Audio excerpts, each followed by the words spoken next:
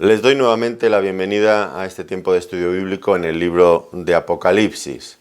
En esta ocasión tenemos delante de nosotros un pasaje que nos va a ayudar a contestar una pregunta que pienso que todos los creyentes nos hacemos y tenemos interés en ella. La pregunta en cuestión es ¿cómo será nuestra vida en el cielo? Y el pasaje se encuentra en Apocalipsis capítulo 7 a partir del versículo 9 hasta el 17, bien que la primera parte de este pasaje ya la consideramos en una sesión anterior. No obstante, vamos a comenzar haciendo una lectura de todo el pasaje porque hay detalles que nos van a ayudar a tratar este tema que hemos dicho con más amplitud. Dice, por lo tanto, la palabra del Señor de esta forma, Apocalipsis capítulo 7, versículo 9. Después de esto miré y he aquí una gran multitud, la cual nadie podía contar, de todas naciones y tribus y pueblos y lenguas, que estaban delante del trono y en la presencia del Cordero, vestidos de ropas blancas y con palmas en las manos, y clamaban a gran voz diciendo: La salvación pertenece a nuestro Dios que está sentado en el trono y al Cordero. Y todos los ángeles estaban en pie alrededor del trono, y de los ancianos, y de los 4 seres vivientes, y se postraron sobre sus rostros delante del trono, y adoraron a Dios diciendo: Amén. La bendición y la gloria y la sabiduría y la acción de gracias y la honra y el poder y la fortaleza sean a nuestro Dios por los siglos de los siglos. Amén. Entonces uno de los ancianos habló diciéndome: Estos que están vestidos de ropas blancas, ¿quiénes son y de dónde han venido? Y yo le dije: Señor, tú lo sabes. Y él me dijo: Estos son los que han salido de la gran tribulación y han lavado sus ropas y las han emblanquecido con la sangre del Cordero. Por esto están delante del trono de Dios y les sirven día y noche en su templo. Y el que está sentado sobre el trono extenderá su tabernáculo sobre ellos. Ya no tendrán hambre ni sed, y el sol no caerá más sobre ellos, ni calor alguno, porque el Cordero que está en medio del trono los pastoreará y los guiará a fuentes de aguas de vida. Y Dios enjugará toda lágrima de los ojos de ellos. Nuestra pregunta, por lo tanto, ¿cómo será nuestra vida en el cielo? Y es importante, me parece a mí, pensar con frecuencia en el cielo. El creyente que no piensa habitualmente en el cielo, pues necesariamente será un creyente muy terrenal, tendrá una vida muy terrenal y probablemente también muy mundana. Necesitamos pensar en el cielo. Al fin y al cabo somos peregrinos en este mundo, estamos de paso aquí y nuestra meta es llegar a esa morada celestial, al cielo, a la casa de nuestro Padre. Ahora, lo que ocurre cuando perdemos de vista este destino final y simplemente estamos por el mundo de paso, pues con facilidad nos podemos convertir en turistas. Un peregrino y un turista realmente en algunos aspectos se parecen, ambos están lejos de su casa en principio, pero la diferencia es abismal cuando notamos la actitud de uno y de otro. El turista está admirado, embobado, maravillado con cada cosa que ve a su alrededor. El peregrino, en cambio, está de paso, no se entretiene, no quiere distracciones. Él tiene una meta, un fin al que llegar. Y está de paso, no le interesa lo que hay en el camino. Y nosotros debemos de ser peregrinos, aunque probablemente hay muchos cristianos hoy, en el día de hoy, que quizás su estilo de vida encaja más con la de turistas que con la de peregrinos. No miran hacia el cielo, no están pensando en llegar a su patria celestial, están entretenidos en las cosas de este mundo.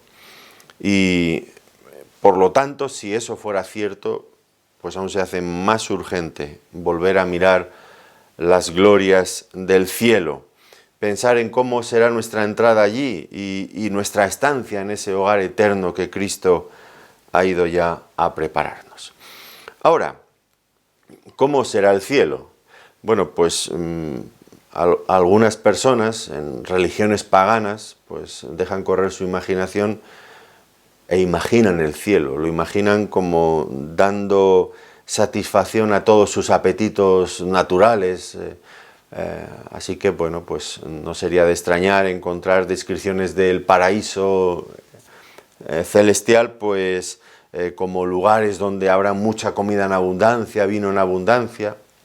O tiene usted la descripción la idea que tienen los seguidores del Islam, los hombres seguidores del Islam, del paraíso, pues si han sido fieles en esta vida a su profeta y a Alá, pues esperan tener una especie de harén, de un montón de esposas, de mujeres, para su propia satisfacción y disfrute. Bueno, pues son, ya digo, imágenes, ideas del cielo concebidas por una imaginación carnal que piensa únicamente pues, en cosas mundanas.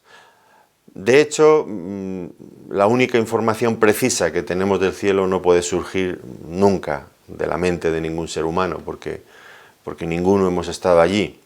Solamente hay uno que ha estado allí y que ha regresado, que es nuestro Señor Jesucristo. Él nos ha hablado, Él puede decirnos con claridad cómo es el cielo. Y Él ha inspirado también a personas, a apóstoles que nos han hablado de ello en la Biblia. La Biblia es el único lugar fiable donde podemos encontrar información precisa, veraz, de cómo es el cielo. Y nosotros debemos de prestar atención a esta información, a la que la Biblia nos proporciona. Ahora, como nuestro Señor Jesucristo nos dijo, hay dos caminos. En principio hay dos caminos que se abren delante de cada persona. Un camino ancho y espacioso, igual que su puerta, que lleva a la condenación. Otro camino y otra puerta estrecha, donde hay poca gente transitando y que es difícil, es angosto, es complicado.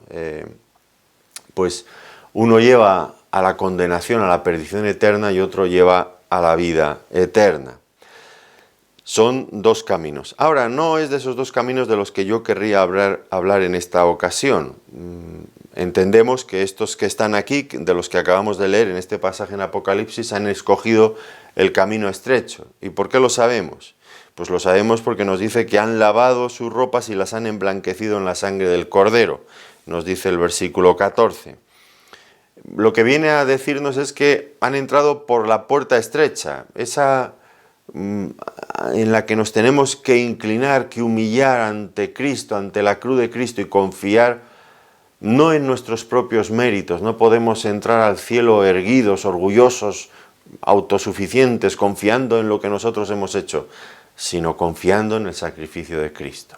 Y estos aquí han elegido, sin duda, ese camino estrecho. Ahora, una vez que hemos entrado por esa puerta estrecha, por ese camino, pues hay dos caminos, dos formas posibles de llegar al cielo. Y ya vimos en nuestra sesión anterior que estos que estaban aquí, pues dice que habían salido de la gran tribulación. ¿Y cómo habían salido de la gran tribulación? Pues hay dos posibilidades. Una puede haber sido por la muerte, en su caso por el martirio, en el caso de otros, pues por la muerte por causas naturales o por cualquier otra razón. Y también la segunda razón sería por medio del arrebatamiento. Ahora, es interesante pararnos a pensar en estos dos detalles. La muerte nos conduce al cielo. ¿Qué ocurre cuando un creyente muere? Preguntan algunas personas. ¿Qué ocurre? ¿A dónde va? ¿Hay algún lapsus de tiempo, algún periodo? En fin. Bueno, pues la respuesta la encontramos, como digo, en la Biblia. En el momento en que un creyente muere, automáticamente está disfrutando plenamente en la casa del Padre de todas las glorias del cielo. Sin lugar a dudas, nunca se ha hecho un viaje tan largo en un periodo de tiempo tan breve. Yo no sé cuánto se tarda en salir de este mundo y llegar al cielo. Un nanosegundo, una milésima de segundo, ¿qué será? Nada, inmediatamente partir de este mundo y ya estar en la casa celestial. Dice Pablo cuando escribía a los Filipenses, capítulo 1, versículos 21 y 22, porque para mí el vivir es Cristo y el morir es ganancia. Mas si el vivir en la carne resulta para mí en beneficio de la obra, no sé entonces qué escoger. porque de ambas cosas estoy puesto en estrecho, teniendo deseo de partir y estar con Cristo, lo cual es muchísimo mejor. Y de nuevo en 2 Corintios capítulo 5, versículo 8, confiamos y más quisiéramos estar ausentes del cuerpo y presentes al Señor. Bueno, se dan cuenta, ¿no? En ambos pasajes la idea es esta. Cuando dejamos de estar aquí, estamos allí. Y la muerte, en los dos pasajes, se presenta como ganancia. Dice, es muchísimo mejor morir y estar con Cristo que quedar aquí. Y en este sentido el apóstol Pablo, bueno, pues es un buen ejemplo. Y es un ejemplo bueno, no de esos otros, no como esos otros creyentes que siendo creyentes o diciéndose creyentes se aferran desesperadamente a la vida aquí.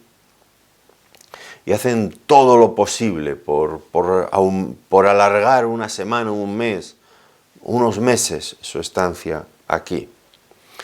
El apóstol Pablo lo tenía claro. Él, como nos dicen estos dos pasajes, no estaba dispuesto a pasar ni un solo segundo más de su vida en esta tierra, más allá de lo que fuera estrictamente necesario por causa de la obra de Dios. Pero en el momento que eso terminara y el Señor le llamara, él estaba dispuesto inmediatamente para partir y estar con Cristo. ¿Qué podría haber mejor para él? Para él y para todos los creyentes.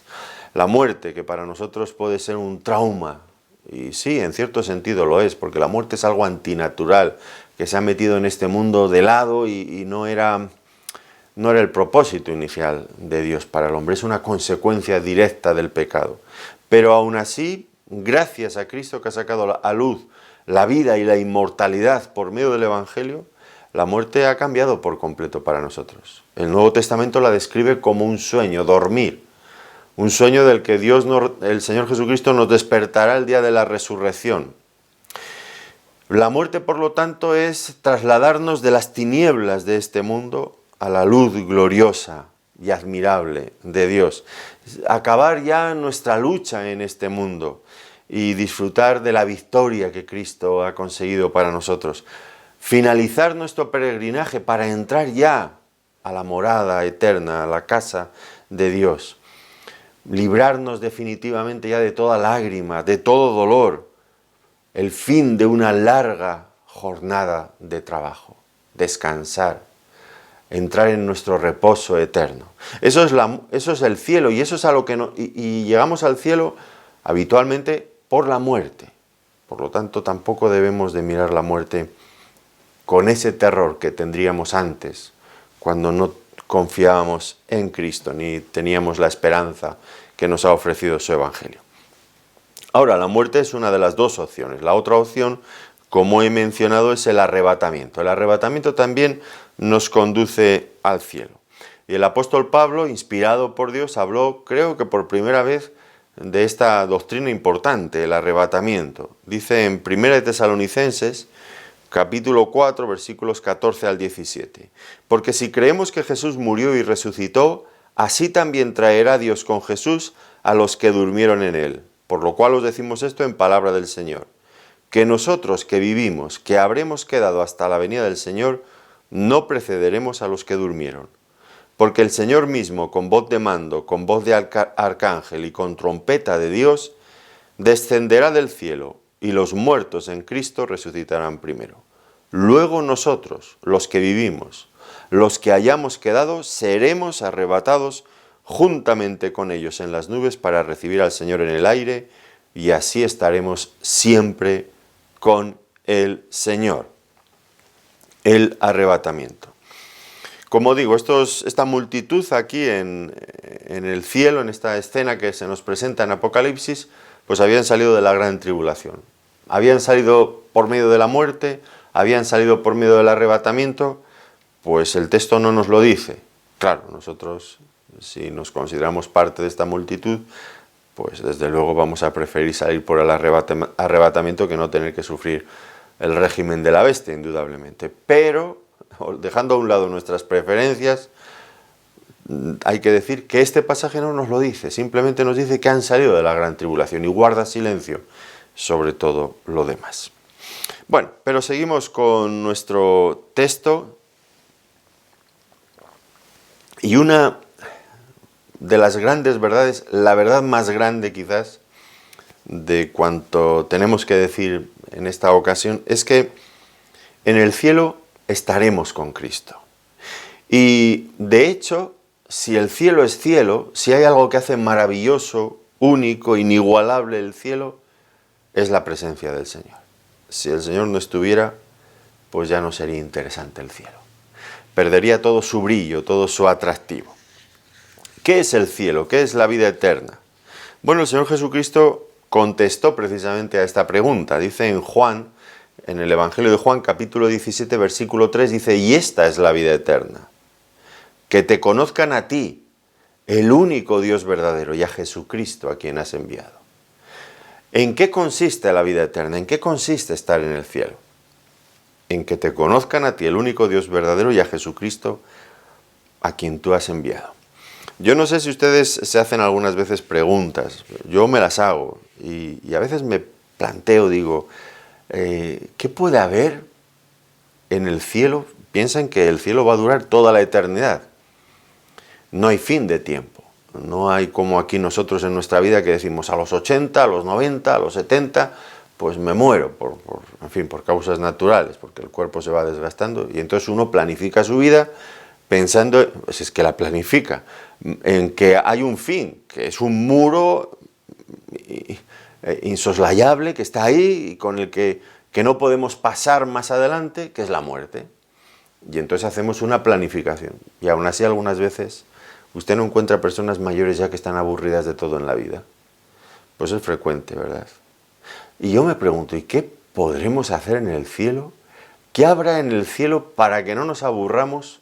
Porque una eternidad es muy largo, es muy larga. Incluso las cosas que nos gustan en esta vida, las actividades que hacemos, pues a veces quizás como hobby o como otras cosas, pues llega un momento que nos cansan, que llegan a aburrirnos, que tenemos que cambiar, que, en fin, que dejan de producirnos esa sensación agradable. Quizás nos cansamos, ¿verdad? De todo, de todo. Eso está metido dentro del corazón del ser humano. Nos cansamos de todo. Y ahora pensar en una eternidad completa, sin fin de tiempo. ¿Qué puede haber en la eternidad que llene nuestras vidas sin llegar nunca a aburrirnos, a cansarnos? Pues hay una sola cosa, y antes lo acabo de decir: el cielo no sería cielo si no estuviera el Señor allí. Y en realidad eso es lo que hace interesante el cielo, y lo que hace que nunca lleguemos a cansarnos. Conocer, como acabamos de ver, esta es la vida eterna, que te conozcan a ti. Conocer de esa forma íntima, personal, a Dios mismo. Eso es inagotable. Dios es el Dios eterno, el Dios glorioso, el Dios indescriptible, el Dios santo, el Dios que está separado de toda clasificación, único. Claro, conocerle a Él, disfrutar de la comunión con Él, eso nos saciará plenamente cada día y cada noche de la eternidad, si es que se puede hablar así. Esa es la gloria del cielo, eso es lo que llenará el cielo, esa es la meta del cielo, la belleza, la gloria del cielo. Ahora, hay algunas personas que cuando se les plantea, bueno, ¿y tú cuál de esos dos caminos que antes hemos hablado quieres tomar? Mira que hay uno que sí, la puerta es muy ancha, pero lleva finalmente, el camino también es ancho, mucha gente va por él, pero llega a la condenación eterna, al infierno. El otro va al cielo. Y les preguntas, bueno, ¿tú a dónde quieres ir? Y dicen, no, yo quiero ir al cielo. ¿Y por qué quieres ir al cielo? Pero yo al infierno no quiero ir, al castigo eterno, al sufrimiento. Yo tengo miedo al infierno, yo no quiero ir allí. Y hay personas que dirían, y hay muchos me temo, que dirían, yo quiero ir al cielo porque no quiero ir al infierno. Pero entiendo que nadie se va a salvar ni va a ir al cielo simplemente porque tenga miedo a ir al infierno. Entonces, ¿cuál es la razón por la que uno llega al cielo? Bueno, tal vez ese temor pueda despertar a la persona para que piense en la causa auténtica por la que alguien va a ir al cielo. ¿Y cuál es? Pues nuestro deseo de estar con Cristo, aquel que tanto nos ha amado, tanto y de tal manera nos ha amado que se ha entregado por nosotros. Conocer a una persona así, a alguien, a un Dios así, eso sí que es lo que nos debe de motivar para ir al cielo. No olvidemos que cuando nos convertimos, cuando le entregamos nuestra vida a Dios, lo que estamos haciendo es uniendo nuestra vida con la de Él. Estamos entrando en un pacto donde quedamos vinculados en todos los puntos con Cristo, en su muerte, en su resurrección, en su glorificación. Entonces, no es el miedo al infierno lo que nos debe de llevar, lo que nos va a llevar al cielo. Es nuestro amor por estar con Cristo. Él entonces nos va a llevar allí. Ahora, dice que no solamente estaremos con el Señor en el cielo, sino que dice que estaremos no solo en la presencia del Cordero, sino delante del trono. Y tendremos ocasión de ver al Rey cara a cara, como dice el himno, cara a cara le veré. ¿Y qué será ver el rostro de aquel que tanto nos amó, que dio su vida por nosotros? ¿Qué será? ¿Qué será estar en aquel momento, en aquel lugar, delante del trono, viendo al Rey en toda su hermosura? ¿Qué será? Bueno, probablemente en ese momento nos lamentaremos. Voy a hablar humanamente. Nos lamentaremos de no haberle amado más aquí en esta tierra, de no haberle servido mejor, de no haber vivido mucho más y más intensamente para Él en este mundo. De eso nos lamentaremos cuando veamos toda su gloria, cómo yo no le habré dado mucho más de lo que le he dado, viendo ahora cómo es Él en toda su grandeza y esplendor. Y por supuesto, nos llenará, nos sobrecogerá una profunda sensación de gratitud, de admiración. ¿Por qué? Porque ¿cómo es posible que hombres como usted, como yo, hombres y mujeres, pecadores, sucios, impíos, enemigos de Dios, Dios haya querido reconciliarnos con Él al punto, fíjense, no solamente reconciliarnos con Él, sino reconciliarnos al punto de querer que estemos con Él delante de su trono y que Él pueda compartir con nosotros toda la plenitud de su gloria, sin que nosotros seamos consumidos. ¿Cómo eso es posible? Pues ese será otro de los grandes temas que ya le anticipo va a haber en el cielo. La admiración, la adoración al Señor por su gracia. Solamente la gracia de Dios puede haber llevado a cabo algo tan glorioso, tan increíble, que hombres pecadores podamos estar en su presencia eternamente. También nos vemos aquí en el pasaje que estaremos en la compañía de una gran multitud.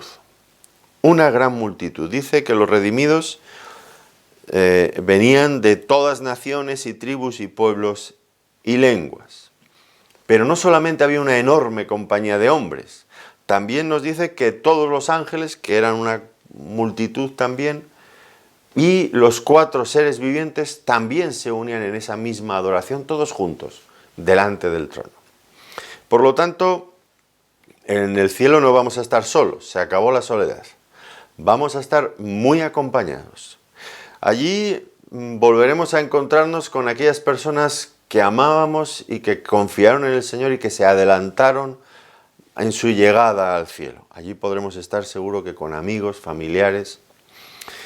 Otros buscarán la oportunidad para sentarse a la mesa, como dijo el Señor en Mateo 8:11, con Abraham, con Isaac, con Jacob. Otros me imagino que estarán buscando a alguno de los apóstoles o a alguno de los profetas para hacerle algunas preguntas sobre su libro o sobre algunas de las porciones de lo que escribieron. Bueno, pues todo ello será interesante, qué duda cabe. Y no olvidemos, en la compañía también de estos seres angelicales.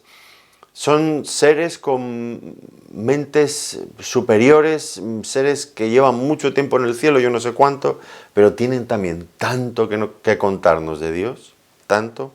Estoy convencido que la comunión con ellos será realmente enriquecedora. O sea que el cielo es un sitio donde se abren posibilidades infinitas de comunión, de compañerismo, de aprender. También no solamente estaremos en una gran compañía, sino que estaremos en el cielo, en un lugar concreto, en el cielo. Y esa es la forma en la que se describe esta morada eterna, el cielo. Ahora, ¿cómo será este cielo, este lugar concreto? Bueno, pues en la Biblia se utilizan diferentes ilustraciones. Quizás la más antigua tiene que ver con el tabernáculo que Moisés hizo en el desierto. Era conocido también como el tabernáculo de reunión. Al fin y al cabo era la morada de Dios, como el cielo, el lugar donde Dios vive. Pero el tabernáculo era un símbolo a escala pequeña de lo que era la realidad suprema en el cielo. Algo que se podía ya encontrar aquí en esta tierra. Por eso se llamaba el tabernáculo de reunión, el lugar donde Dios quería morar junto con el hombre.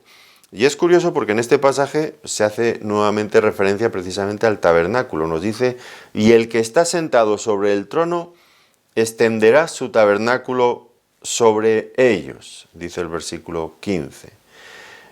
La idea aquí, cuando dice el que está en los cielos, el que está sentado en el trono extenderá su tabernáculo sobre ellos, la idea, voy a hablar desde una perspectiva humana, pues es que Dios iba a ampliar su morada.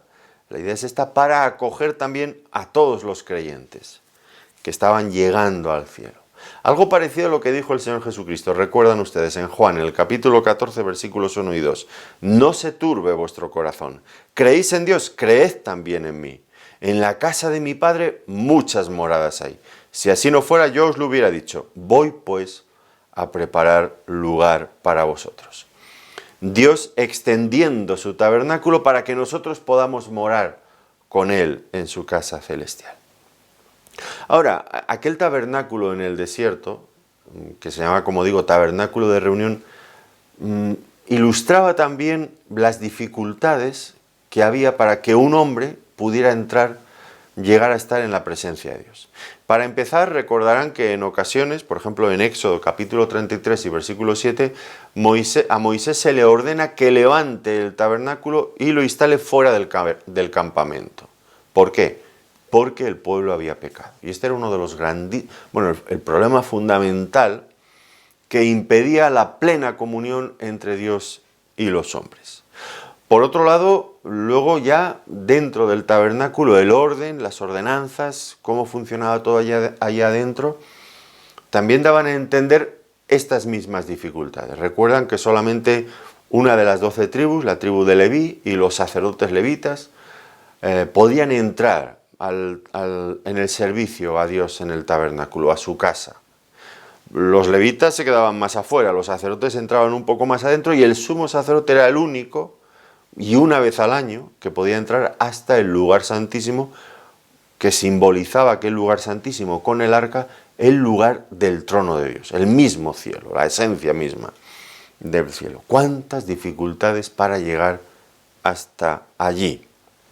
¿Y ahora qué? Pues ahora Apocalipsis lo que nos presenta es un cambio radical de todo esto. Para empezar, ya no son los sacerdotes levitas los que pueden entrar allí, sino que nos dice que de todas las naciones, tribus, pueblos y lenguas pueden entrar allí. Cada verdadero creyente es un sacerdote del Dios Altísimo. Y otra de las grandes diferencias, entramos para no salir más, mientras que ellos en el antiguo orden tenían que entrar y salir rápidamente, pero aquí no. Aquí entramos y permanecemos en la casa de Dios, en la morada de Dios eternamente. Bueno, esto es un poco en cuanto al cielo, pero no es la única descripción que vamos a encontrar en Apocalipsis sobre el cielo. Más adelante habrá otro enorme símbolo que es la nueva Jerusalén que desciende del cielo. Y Juan estaba maravillado viendo cada pequeño detalle, cada piedra, hasta los fundamentos allí eran piedras preciosas, las puertas, cada cosa, las dimensiones de la nueva Jerusalén. Bueno, eso nos habla sin lugar a dudas de la belleza de esa patria celestial. Quizás el tabernáculo nos habla más de esto otro, de la comunión, de la cercanía, de cómo se han resuelto todas las dificultades. La Nueva Jerusalén nos habla más de la belleza de todo aquello.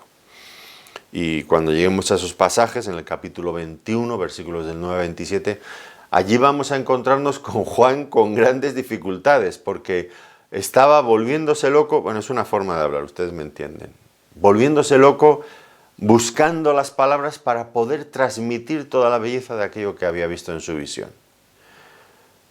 Y no las encontraba. Y más de uno seguro que llegará al cielo y se quejará Juan, pero ¿por qué no nos habías dicho que todo esto era así de maravilloso? Y Juan dirá, pues lo intenté, pero no sabía cómo explicároslo. En fin, pues no lo olvidemos, como dice Pablo cuando escribe a los Corintios, en 1 Corintios capítulo 2, versículo 9, antes bien, como está escrito, cosas que ojo no vio, ni oído oyó, ni han subido en corazón de hombre, son las que Dios ha preparado para los que le aman. Qué gozo será cuando entremos, cuando Dios extienda sobre nosotros su tabernáculo. Solamente entonces llegaremos a ver realizada plenamente nuestra esperanza. Como dice también Pablo en 2 Corintios 5:1, porque sabemos que si nuestra morada terrestre, este tabernáculo, se deshiciere, tenemos de Dios un edificio, una casa no hecha de manos, eterna en los cielos, nuestra morada celestial. Nuestra morada en el presente, este cuerpo se va desgastando. Nuestra morada celestial es eterna, es indestructible. Y eso será donde pasaremos toda la eternidad. Otra cuestión más que vemos aquí en cuanto al cielo es que estaremos libres de sufrimiento. Nos dice aquí, ya no tendrán hambre ni sed y el sol no caerá más sobre ellos ni calor alguno. Versículo 16, que parece una bienaventuranza tomada del profeta Isaías, capítulo 49, versículo 10. No tendrán hambre ni sed, ni el calor ni el sol los afligirá, porque el que tiene de ellos misericordia los guiará y los conducirá a manantiales de aguas. No más dolor. Y esto será otro de los efectos cuando Dios extienda su tabernáculo sobre los redimidos. Traerá sobre ellos una protección, traerá sobre nosotros una protección perfecta. ¿Una protección de qué? Bueno, pues de fuerzas destructoras de la naturaleza. Vemos que el sol, dice el sol, hemos leído, el sol no caerá más sobre ellos ni calor alguno. El sol, que bueno, pues es una fuerza muy beneficiosa para el ser humano, puede llegar también a ser altamente destructiva, abrasadora, en fin, necesitamos ser protegidas de él. Pero no solamente nos va a proteger de las fuerzas destructoras de la naturaleza, también va a satisfacer definitivamente toda hambre y toda sed del alma humana. Porque tenemos también necesidades físicas a ese nivel. Si no comemos, si no bebemos, morimos. Y el Señor va a satisfacer plenamente todo eso. Ahora, lo podemos interpretar de dos maneras diferentes. Podemos pensar en ello desde un punto de vista únicamente literal. Y en este sentido, pues será una verdad. Dios nos va a proteger del sol, Dios nos va a proteger del hambre. Podemos imaginarnos en aquellos días en los que Juan estaba escribiendo el Apocalipsis. Recuerdan que estaba en la isla de Patmos por causa de la palabra, es decir, que había sido deportado allí a una isla con otros muchos igual que él. Pues ustedes se lo imaginan allá sometidos a trabajos forzados bajo un sol inclemente, bueno, sufriendo y llegar al cielo, protegidos por el Señor, de ese sol literal, abrasador. O estos creyentes que se nos dice que han salido de la gran tribulación, y en la tribulación la bestia, el anticristo, prohibiendo comprar y vender si las personas no tenían la marca de la bestia en la mano o en la frente, y no pudiendo satisfacer sus necesidades básicas, elementales, muriendo por esas causas. Y aquí se nos dice que llegarán al cielo y ya no tendrán más hambre, ni más sed. Así que desde un punto de vista literal, podemos decir que va a ser verdad. El sol, el hambre, la sed ya no serán problemas para el ser humano. Como dice el Señor Jesucristo en las bienaventuranzas, en Mateo capítulo 5, versículo 6, bienaventurados los que tienen hambre y sed de justicia, porque ellos serán saciados. Ahora, también podemos pensar en estas cuestiones no solo desde una perspectiva literal, sino también espiritual. Y esas necesidades espirituales vamos a ver que las encontramos plenamente resueltas, encontramos plena satisfacción únicamente en Cristo. Es verdad, el hombre, como dijo el Señor, no solo de pan vivirá el hombre, sino de toda palabra que sale de la boca de Dios. Importantes necesidades espirituales que tenemos y que, como digo, son plenamente resueltas por Cristo. Él lo dijo. Juan, capítulo 6, versículo 35. Jesús les dijo, yo soy el pan de vida. El que a mí viene nunca tendrá hambre, y el que en mí cree no tendrá sed jamás. Juan, capítulo 4, versículo 14. El que bebiere del agua que yo le daré no tendrá sed jamás, sino que el agua que yo le daré será en él una fuente de agua que salte para vida eterna. Cristo, nuestro Señor, va a satisfacer, a solucionar plenamente todas nuestras necesidades en todos los órdenes, tanto físico como espiritual. Él es la respuesta a nuestra necesidad. Y en el cielo veremos plenamente resuelto todo esto. Otro aspecto importante del cielo dice que estaremos sirviendo al Señor siempre. Dice el versículo 15 que le sirven día y noche en su templo.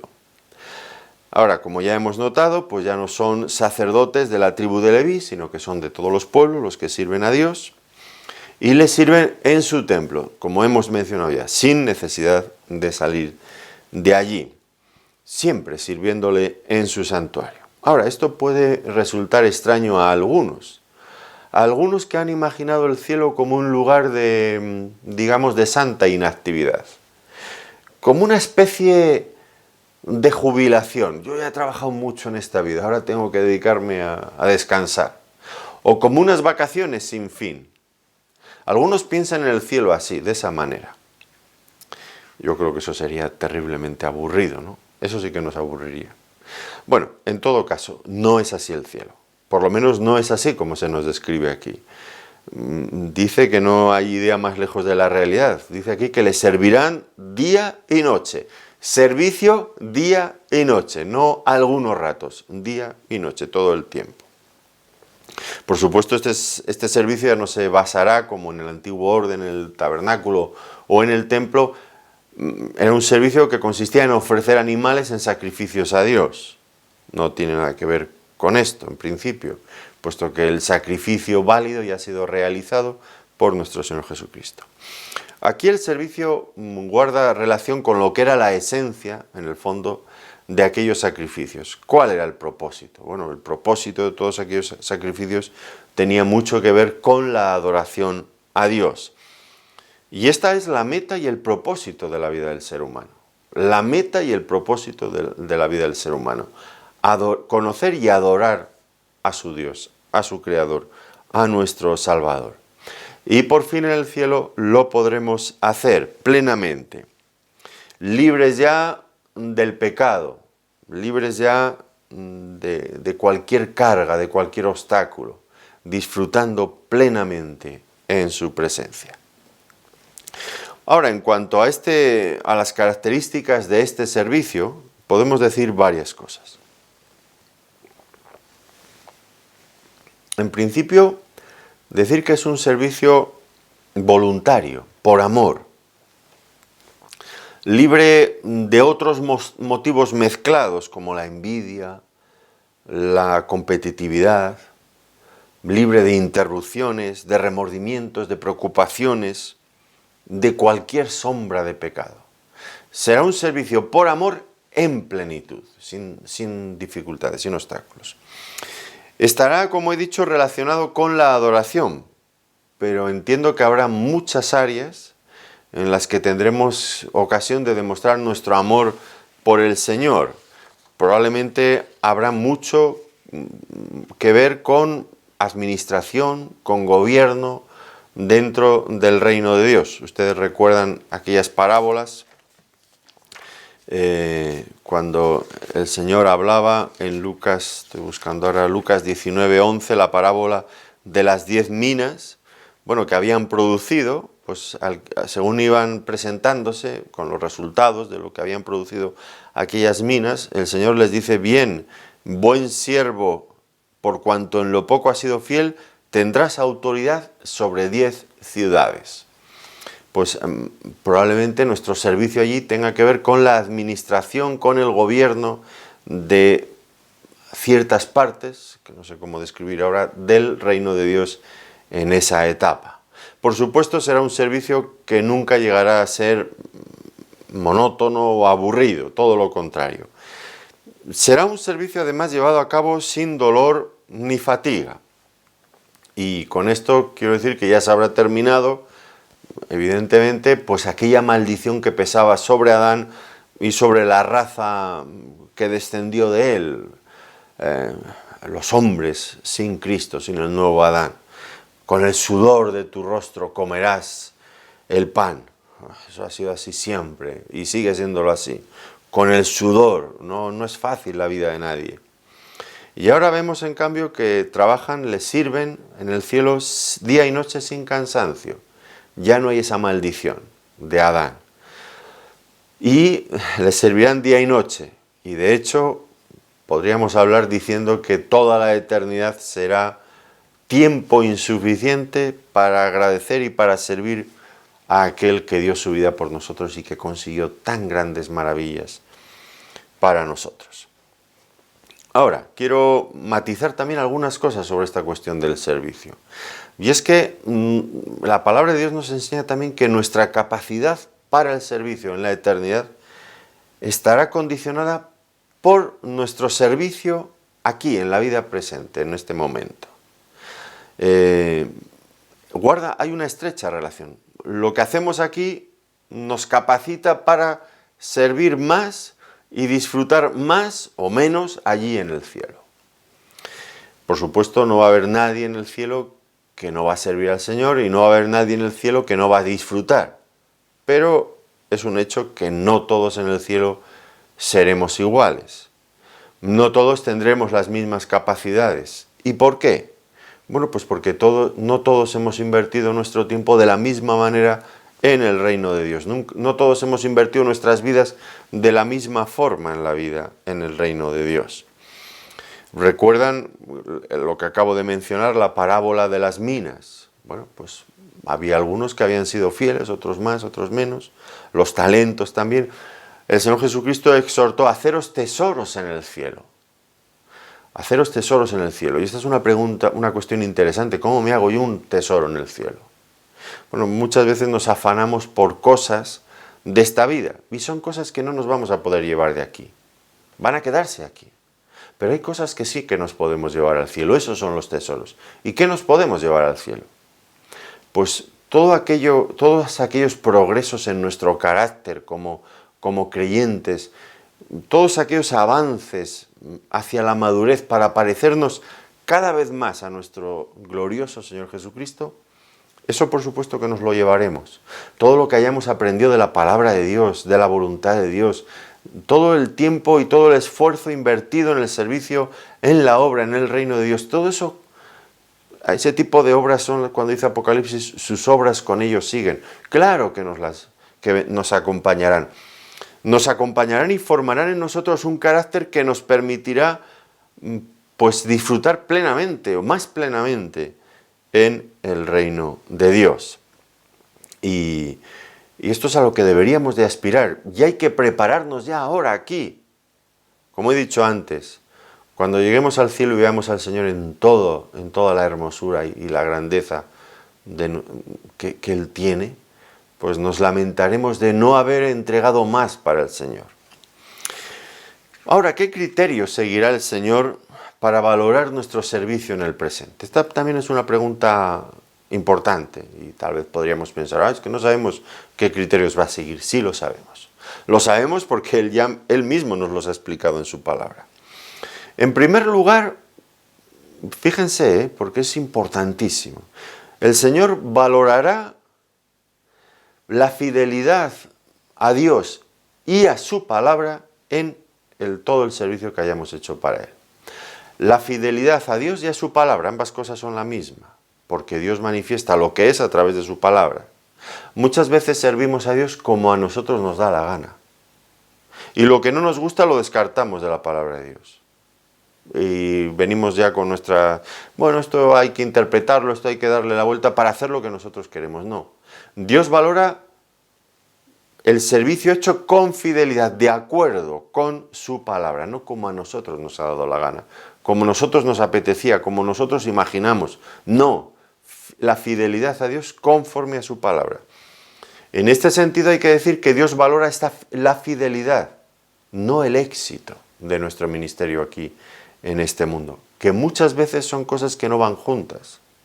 Porque el que quiera ser fiel a la palabra de Dios, seguro que no va a disfrutar de mucho éxito en este mundo, porque este mundo no quiere la palabra de Dios, sin lugar a dudas.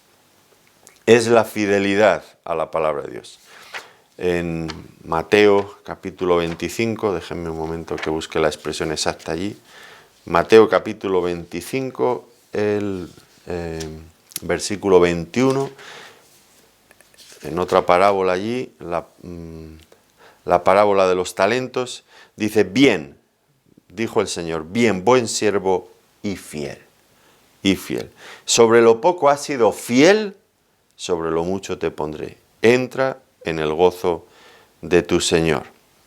En lo poco has sido fiel, en lo mucho te pondré. Entra en el gozo de tu Señor. Has sido fiel. Y lo vuelve a repetir unos versículos más adelante, en el 23. O como dice el apóstol Pablo en 1 Corintios, capítulo 4 y versículo 2. Dice allí: ahora bien, se requiere de los administradores que cada uno sea hallado fiel. Esta es la idea, fidelidad a Dios y a su palabra revelada. Otro criterio que el Señor va a seguir es que Él no va a valorar el don, la habilidad o los recursos que tengamos. No va a valorar el don, la habilidad o los recursos que tengamos. Ah, tú eres pastor, pues venga, tú vas a tener mucha capacidad. Tú en cambio no eres pastor, bueno, tú un poco menos. Tú eres predicador, bueno, un poco menos. Tú eres un poco menos. No va a valorar el don. Pues ¿qué va a valorar? Bueno, lo que Él va a valorar es cómo hemos empleado el don y los recursos que el Señor nos ha dado. Recuerden ustedes aquella ofrenda de la viuda pobre, que dio una miseria, una cosa insignificante, y el Señor dijo: esta ha dado más que todos los demás, porque ha dado no de lo que le sobraba, sino de lo que tenía para su propio sustento. Por eso cuando se predique el Evangelio, esto va a ser contado. Aquí lo tenemos. El Señor valora estas cosas. Lo valoraba de una forma extraordinaria. Por lo tanto, no es el don, no es la habilidad, ni es lo que tengamos, sino la forma en la que lo hemos usado. Y si teníamos grandes dones y grandes recursos y no los hemos usado de una manera grande, pues el Señor nos va a pedir cuentas también en relación a lo que nos ha dado. Se recibirá recompensa de todo aquello que haya sido hecho como para el Señor, aunque lo hayamos hecho a otras personas. Recuerden ustedes que el Señor, la palabra exhortaba a los siervos, dice: obedeced a vuestros amos terrenales como si sirvierais al Señor. Bueno, efectivamente, estaban sirviendo a sus amos terrenales, pero tenían que hacerlo como si fuera para el Señor.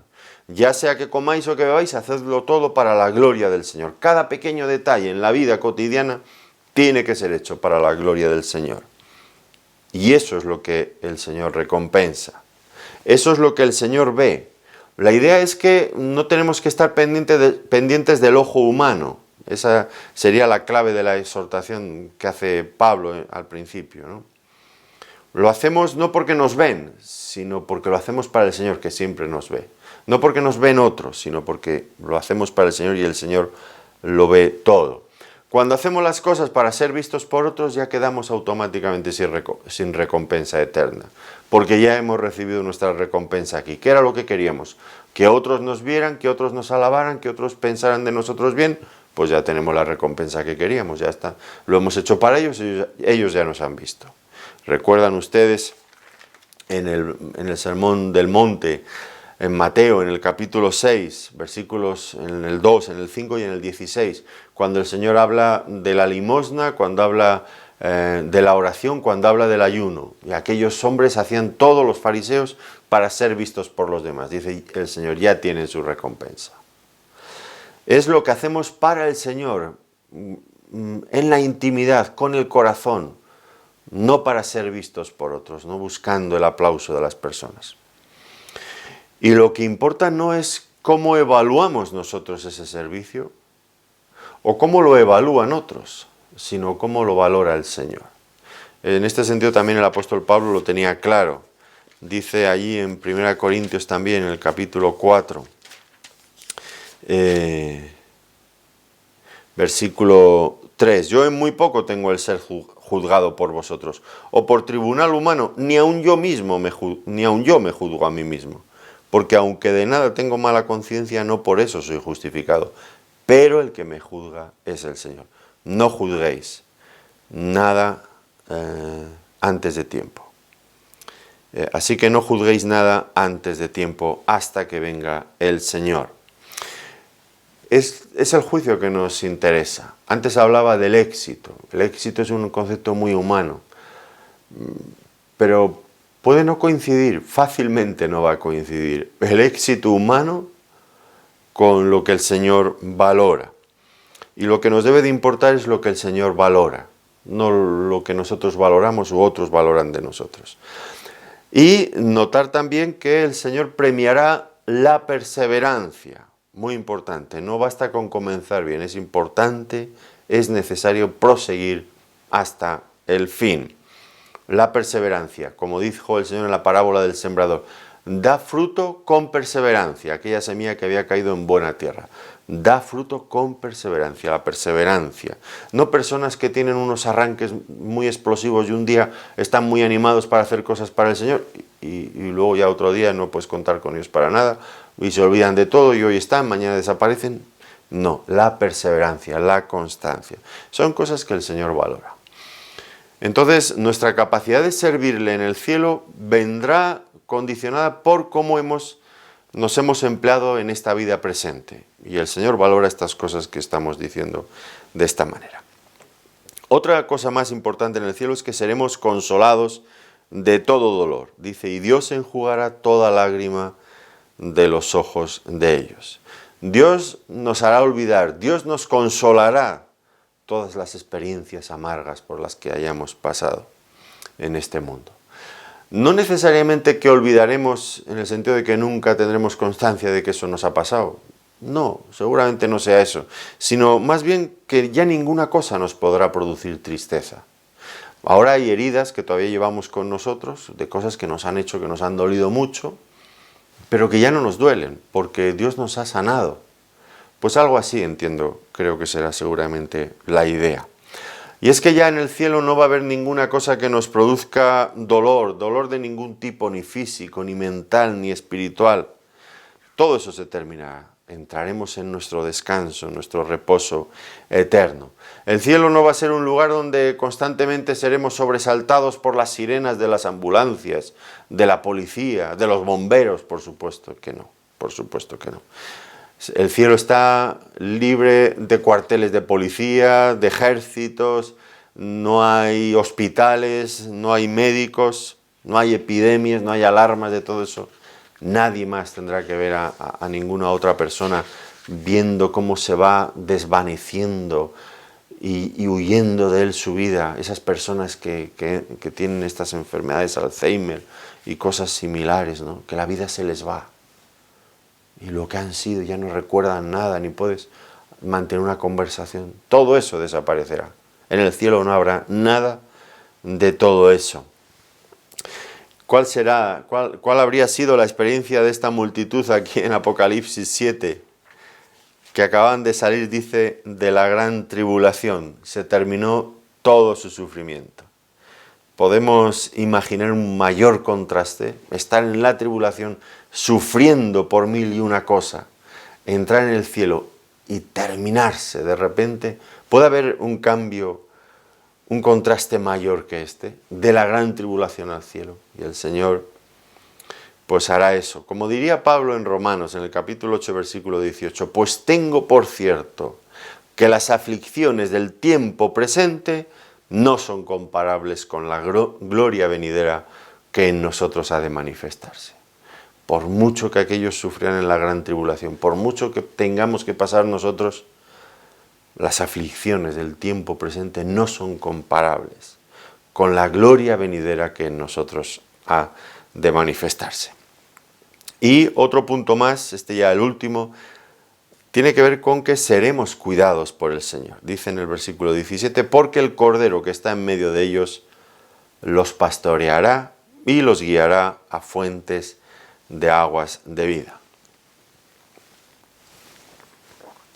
Y aquí lo que nos llama mucho la atención es que el Cordero es el pastor.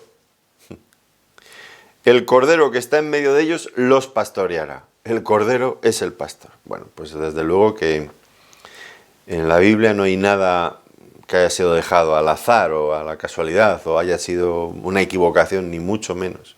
Hay un propósito sin lugar a dudas. ¿Por qué? ¿Por qué el Cordero es el pastor? Bueno, primeramente nos recuerda lo que Él ha hecho por nosotros. Él ha provisto ese sacrificio perfecto que nos capacita para estar en el cielo. Él es el Cordero, el que por su sacrificio nos ha facilitado el acceso al cielo. Pero además, no solamente nos da la salvación, sino que Él nos guía hacia una satisfacción plena en todos los órdenes de nuestra vida. Una satisfacción además eterna. Pero por otro lado, nos conoce bien, conoce nuestras necesidades. Qué bueno sería que los pastores pudieran pensar como ovejas, ¿verdad? Como corderos. Entenderían muchísimo mejor cómo cuidar, cómo atender, cómo guiar a las ovejas. Bueno, pues nuestro pastor ahora es el Cordero. Claro que conoce bien nuestras necesidades. Él se hizo hombre, vivió como nosotros, nos conoce perfectamente. Sabe cómo nos puede ayudar, cómo nos puede guiar, cuáles son nuestras necesidades concretas. Entiende bien al rebaño. Él encarna perfectamente aquella figura del pastor que tantas veces se hablaba, de la que tantas veces se hablaba en el Antiguo Testamento. Recuerdan todos bien el Salmo 23, versículos 1 y 2. Jehová es mi pastor, nada me faltará. En lugares de delicados pastos me hará descansar. Junto a aguas de reposo me pastoreará. En Isaías 40, versículo 11, como pastor apacentará su rebaño.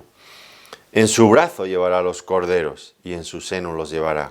Pastoreará suavemente a las recién paridas.